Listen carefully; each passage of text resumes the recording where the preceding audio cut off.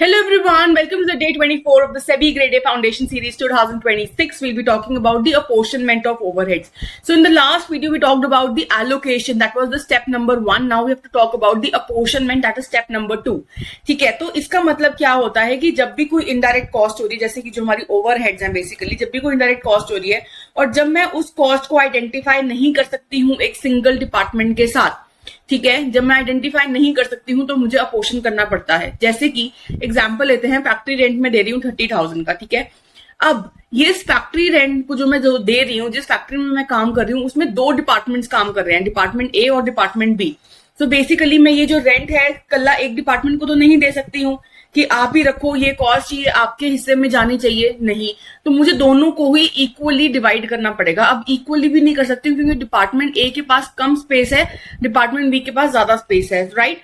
So out of how much 3000 square feet, department A के पास सिर्फ 1000 है। तो वो कह रहा है कि ठीक है, मुझे मैं रेंट दे दूंगा, लेकिन मैं सिर्फ उतना ही दूंगा जितना मैं फ्लोर स्पेस यूज कर रहा हूँ। सो 1000 he is using out of the 3000 square feet and factory rent कितना है 30,000। तो जब आप कैलकुलेट करोगे you will get how much, you will get 10,000 rupees.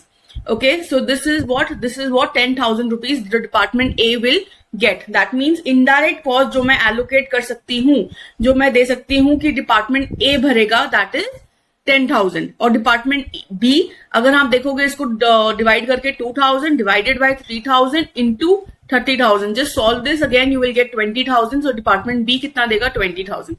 So what we have done, we cannot identify this factory rent with just one department. So what we have done, we have divided this logically among the relevant departments, ठीक है। और इसको हम कहते हैं apportionment. तो इसके साथ आप एक डिफरेंस भी ले सकते हो between allocation and apportionment. I hope you know what is allocation now. Allocation क्या था कि जब मैं एक आइडेंटिफाई कर सकती हूँ एक कॉस्ट को विद अ पर्टिकुलर डिपार्टमेंट। अगर मैं इसका एग्जांपल भी ले लूं कि इलेक्ट्रिसिटी मैं पे कर रही हूँ लेकिन सिर्फ डिपार्टमेंट ए में इलेक्ट्रिसिटी यूज हो रही है वो, तो जब मैं आइडेंटिफाई कर सकती हूँ कि हाँ डिपार्टमेंट ए की ही इलेक्ट्रिसिटी है, सारा का सारा बिल मुझे इसी को देना है, तो मैं एलोकेट करूंगी। लेकिन अगर यही इलेक्ट्रिसिटी डिपार्टमेंट ए और डिपार्टमेंट बी यूज कर रहा है तो मैं अपोर्शनमेंट करूंगी। So on the similar lines एक क्वेश्चन है आपके लिए homework, apportionment refers to what. देखिए इसका सही आंसर क्या होना चाहिए और कमेंट सेक्शन में नीचे लिखिए। Thank you so much, best of luck everyone.